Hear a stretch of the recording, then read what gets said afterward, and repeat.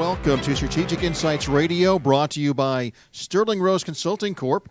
If your dream is to start a business or nonprofit or grow your existing business, then Sterling Rose Consulting Corp is ready to help you make it happen. Our business marketing and technology consulting services gets you started with financial projections, management consulting, business planning, accounting, and taxes, developing marketing plans and implementing them, growing your market through branding, website development, and social media management, increasing productivity with process improvement and automation, and selecting and using the right technology with our business technology strategy consulting. I'm your host, Mike Salmon, alongside the CEO of Sterling Rose, and that is Jennifer Rusz. And today I know you want to start the year off by talking about branding and rebranding.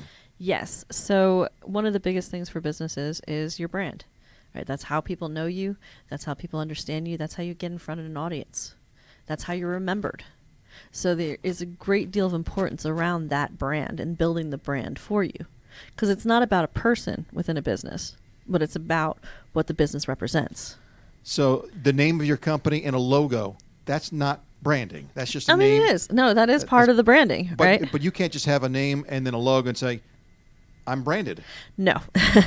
But you do need that, and you need to make sure that that brand represents something. And in doing that, like the best brands out there, right? If you got a Tiffany's box, any woman gets a Tiffany's box. That you see that blue box coming at you. You know it's a Tiffany's box. And you know it's something you want. You see someone come in and they're wearing specific colors like a blue and yellow, a bright blue and yellow, you think they're Best Buy right off the bat. You look at someone, from an Amazon, the pictures of Amazon, or even Business RadioX. I mean, it's black and red. You know that you see that red X, you know who it is. You work with companies all the time on branding and rebranding. Is it expensive to brand your company or organization? It takes time, and yes, it's expensive. And it doesn't have to be necessarily, but it has to be consistent.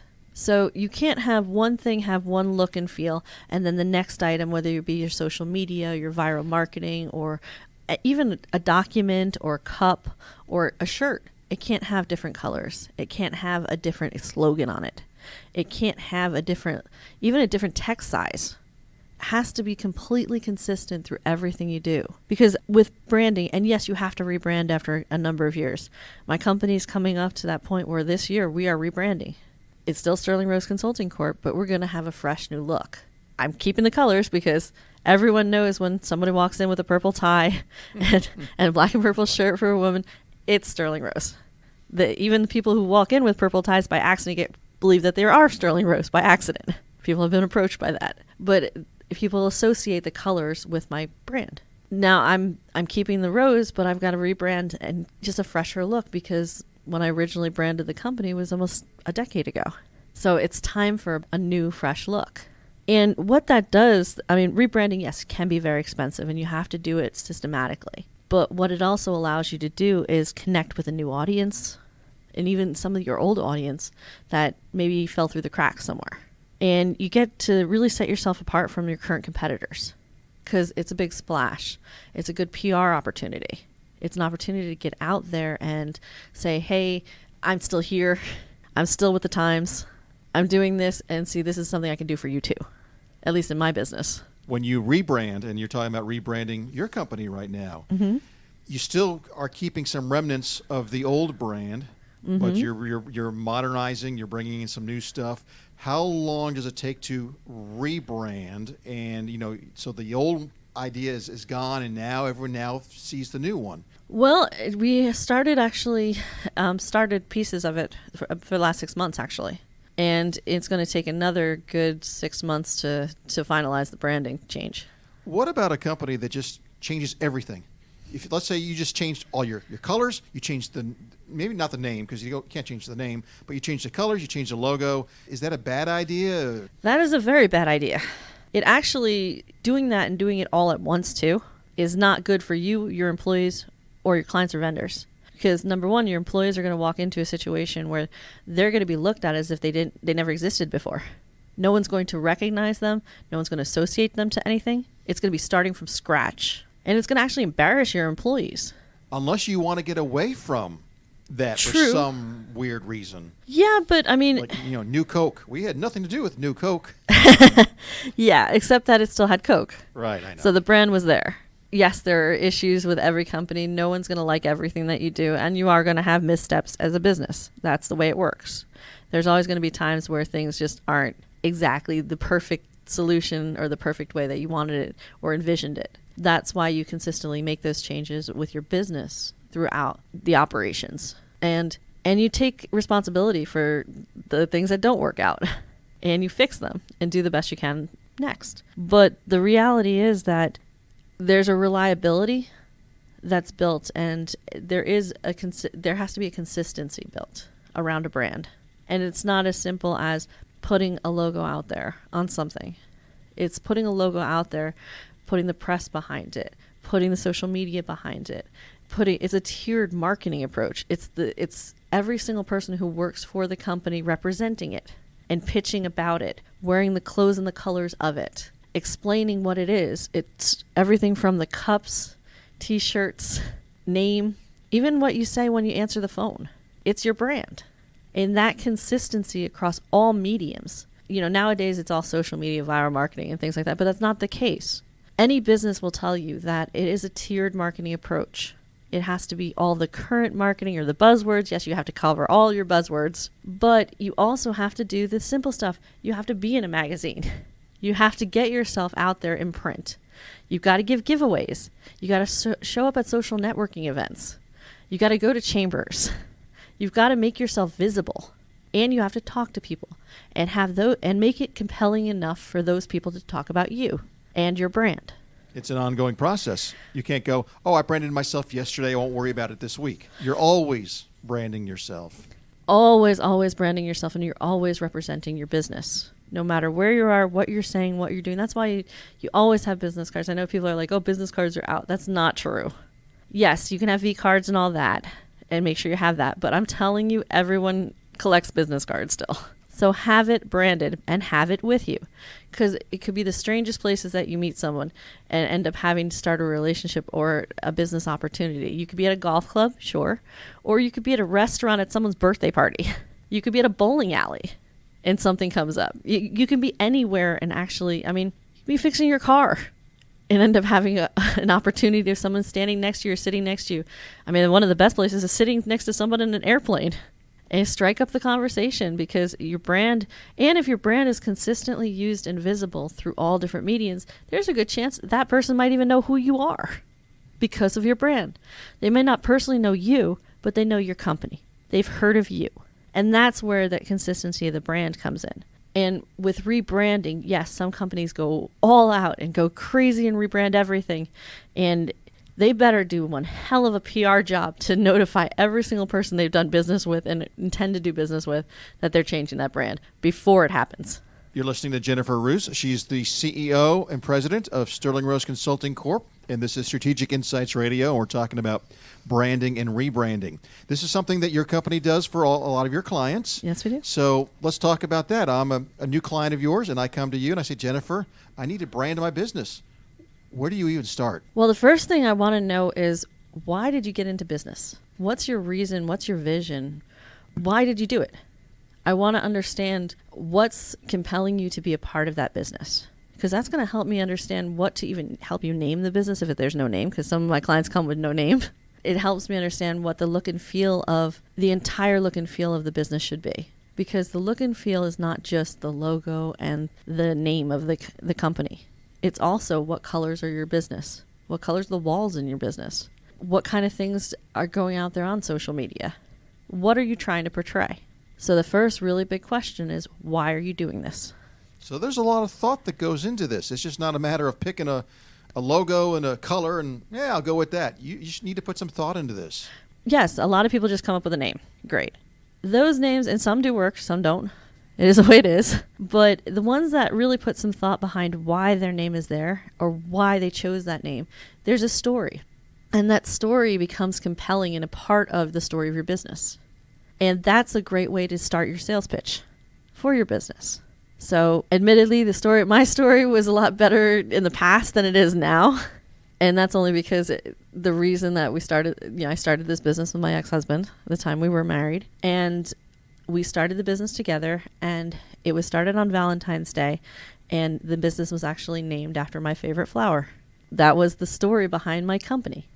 My ex-husband named it after my favorite things. So there's different kinds of reasons why you do different things. And the reason that he did that was because this business was something that I love to do. I love helping smaller businesses and even larger ones actually fulfill their dreams and make it and succeed. What are some of the mistakes that maybe you have seen when it comes to companies trying to brand themselves? And what are some of the nots? These are things you should not do when you're trying to brand yourself. So one of the big things you should not do is, as I said, have different branding on different medians. So in other words, be consistent. Oh, yes. It is all about consistency. I have been to companies where because it didn't fit on a page, they changed the brand. Or it's a different color. All of a sudden, the whole logo is a different color on something else. Or a different font. Or they shortened the name. Or it's a different slogan. Nobody knows what you're talking about if it's all over the place. Mm-hmm. So that's a big no-no. Another is actually only having specific branding for one specific place. So you can only find it in one place. Like, it's only on social media. Diversify, just like investing. Just like investing. And remember, the other issue that I've seen is you don't know your audience. So when you're looking at your brand, yes, you need to brand for your story and what's important to you, but you also have to understand who you are targeting. From a marketing standpoint, are targeting a senior citizen, for instance, do not put the text of your brand so small they can't read it.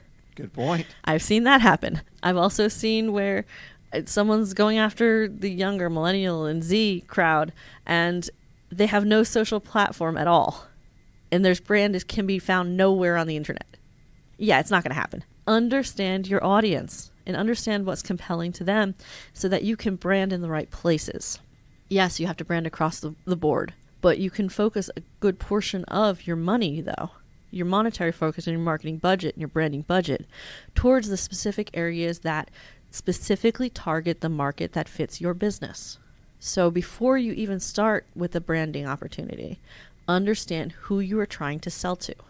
Because that's a big part. If you don't know who you're selling to, then that's the way it goes. I mean, you may not be in business very long. Well, that and you have that field of dreams, right? I'll build it and they will come. No, it does not work that way. It really does not work that way. Yes, you can build it, but know who you're building it for and what they perceive it as. Because a lot of times when you do something, like whether it's a product, service, a brand, whatever it is, you build it under your image or what you think people think it is. Go out there and ask people. Send it out there across social media and say, hey, what do you think of this? Get feedback. Because I'm telling you, a lot of times you'll think it is a bird and someone else thinks a cow.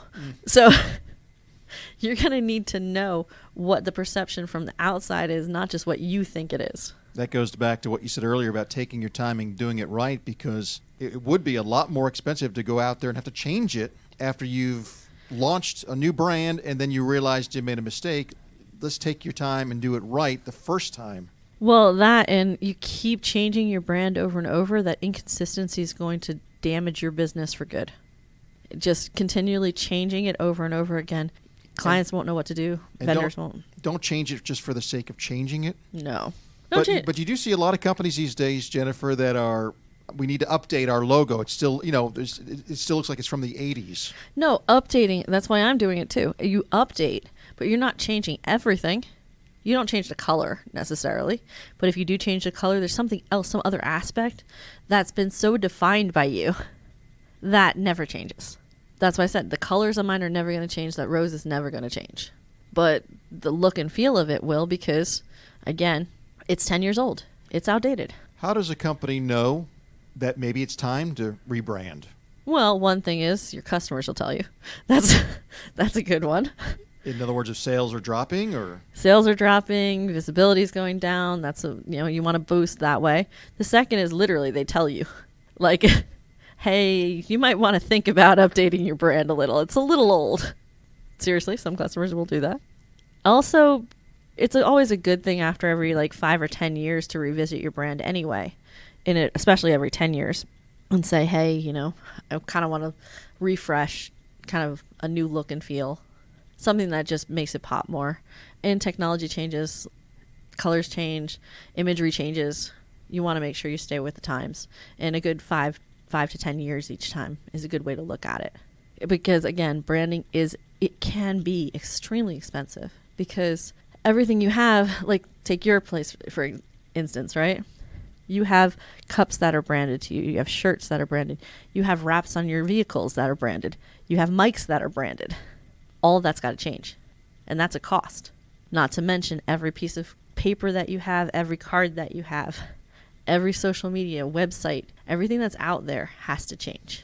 When you talk to companies, the ones that you work with, and you say, hey, we need to consider rebranding, do you get a lot of pushback? People don't like change. Do you get a lot of pushback when you recommend a rebrand? Well, if they're coming for me for the purpose of rebranding anyway, or just the brand itself, the chances are that their sales already know that it's headed that way, especially because they're seeing dips in their sales and dips in their audience. And a lot of that is because they're very targeted audiences, and usually age-wise or income-based. And those income and ages have changed. And they're moving on to either more sophisticated or less sophisticated. So you need to go with, again, knowing who your target markets are and understanding what they can both relate to and also what they don't feel embarrassed by, to be honest. Because there are definitely some names of companies and some pictures and logos that when you get to a certain age, you're just never, ever going to sport again. So it's understanding who that target is and updating it to fit whichever target market you're going to move into.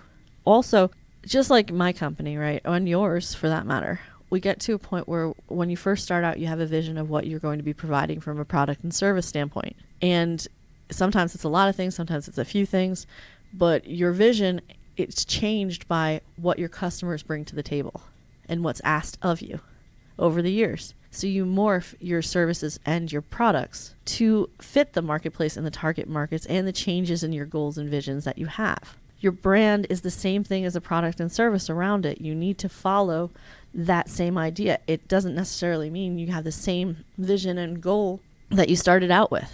You now have a much more defined business because you know what the clients want and what the vendors want. And so you can morph your brand to assimilate to that too. I think we all know who are the good brands out there. They do a really good job of branding their company, a lot of the big names out there. I'm going to put you on the spot and ask you, can you maybe give us some examples of some companies out there that just, they're not doing a good job branding their companies? They ought to consider a change. Maybe they ought to give Sterling Rusz a call. I can tell you some of the ones that are very good at it, which we all know, right? Okay. You got the Tiffany's, the Best Buys, the Amazons. One, ironically, which was a very expensive rebrand and no one ever understood, to be very honest, was Lucent. When they did their rebrand in the technology space, it looked like a coffee stain. I never understood it. It was also done in a color that didn't make any sense for what they did. Because you got to understand, they worked very heavy on the Asian marketplace, and it was red, which was not a color you do for the Asian market space. So that would be one that I would say, but again, it's a company that had a downfall. Yeah. If you can look at a logo and a name and know exactly kind of what they do and it makes you feel a certain way, that's good. But I mean, I'm not, again, not to badmouth anybody, but I've seen some out there where I look at it and I got to look at it twice and I'm still not sure what it is. Okay, so for starters, that's not the case. So there are some great logos out there that mean absolutely nothing to you and actually made up words. Google. Who in the world is at Google? But the branding is so good that it didn't matter that nobody knew what it stood for, right? The same thing goes for Motorola. So you could have a bad name and a bad logo, but if you're doing good branding, it is not a bad logo or bad brand if you're doing the right things with it. It doesn't have to mean anything to the general public. It just has to mean something to the person who created it. But the joke is, I mean, one of the best brands out there is Nike, right? You don't even have to see the word Nike. You just see that swish. And you know it's Nike. Or the swoosh. Yes, the swoosh. Yes. But you know it's Nike. The swoosh, the golden arches. Exactly, the golden arches. That's another big one. But everything around the place, the look, the feel is all consistent. Yeah. Around the clothes and the uniforms that the people wear, around the signage that is used. The colors don't change. Every piece of advertisement, whether it be a banner, a piece of paper, a social media post, whatever it is, always has the brand going. Always in the same colors. So, again, it's that consistency. So it doesn't matter if it makes sense. Because, whoever thought Motorola in a phone? Really? It sounds like it should be a motor from an engine, not a cell phone. Nokia.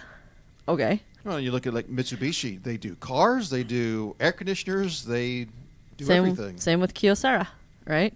Actually, most people don't even say that name right. But they do everything from knives to cell phones. But the joke is, for them, I said most of us don't understand why it was called that, but later you find out that it's Kyoto Ceramics put together. Ah, well, I'm one that's been saying it wrong for a long time. Again, you still know the brand when you see it. You know the quality, because the brand doesn't just remind you of who the company is. It comes with, is it quality or not? You see a brand and you know, okay, I'm going to pick that or I'm not going to pick that. You look at Tide, in the shopping center and you're like, okay, I know I'm going to buy Tide. You look at a different brand that maybe you didn't know the name of, a brand new one out there, you're not going to pick it just because you don't know it. Mm-hmm. Even if they're better or priced better and better, you still don't choose it because you don't know the brand. You're not comfortable with that. That's where it becomes a little bit interesting. Now, some companies have broached that a little bit, but they still put a brand name behind it, right? So like Kroger brand. They're taking all these smaller new brands out there and just sticking Kroger on top of it and saying, like this other brand.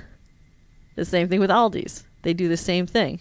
They take all these smaller, less known brands and they stick their big brand name on it. Right. The big name that makes you feel good, that you're familiar with. Exactly. All right. And then you try the product, and sometimes it is better. Sometimes it's comparable to what you're used to using, but for a lesser price. Gotcha. But again, because that smaller brand isn't known, you wouldn't buy it otherwise.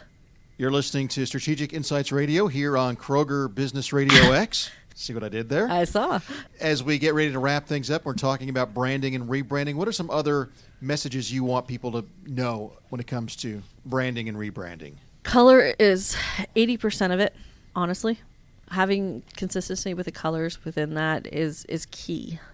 50% of people follow 1 to 4 brands on social media. Not just social media sites, but literally entire brands. 26% only do like 5 to 9%. 52% of consumers expect brands to know when the right moment are to communicate with them. So again, that's going back to understand your target market, who you are trying to sell to.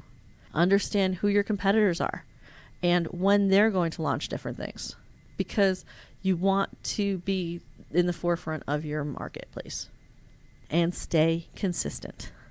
So branding, very, very important. No question about it. It can make or break your business. It truly can. It'll boost your bottom line or take it down for you. Well, Jennifer, for those that would like to reach out to you and maybe have a discussion about branding, because this is something, as we've talked about, that your company works with other companies about, how can they find out more information about you and reach out to you? You can give me a call at 470-202-8659, or you can reach out via email at info@sterlingroseconsultingcorp.com. And you can also look at our new website that's coming out on Monday, which will be sterlingroseconsultingcorp.com. And you can check out some of our new branding.